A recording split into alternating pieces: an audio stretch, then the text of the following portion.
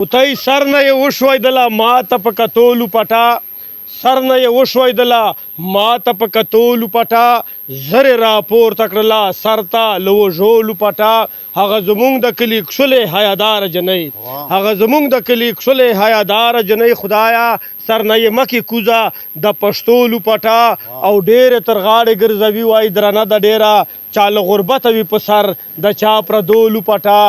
او د نر شمله وي تل ولاړه د چونیو په زور اوچت مقام لري پښتونه له شملولو پټه او د پلار له سرې شي پګړۍ قسم دا خپله کوزه کله چې کوزه کې یوه پیغله له کمسولو پټه او ته یې په سر چې ګرځوې دا خو د ښه خبره تا ته به راوړم زبیر د ستارولو پټه دا د حالاتو مطابق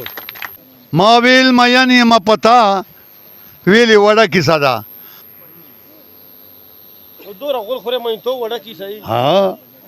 ما ویل مین یم پتا ویلې وړه کیسه ده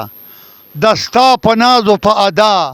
ویلې وړه کیسه ده ویلې کوي د ارمانو راته وایي خیا ما ویل دا سرې شونډې کړه را ویلې وړه کیسه ده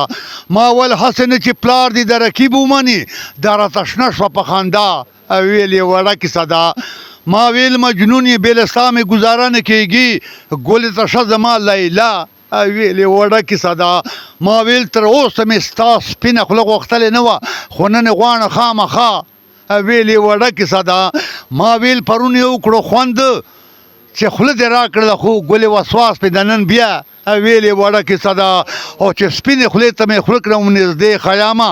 او غلې وکتل په شا ویلې وړه کیسه ده ادبي ټولنې لپاره سپیشل صحیح ده جی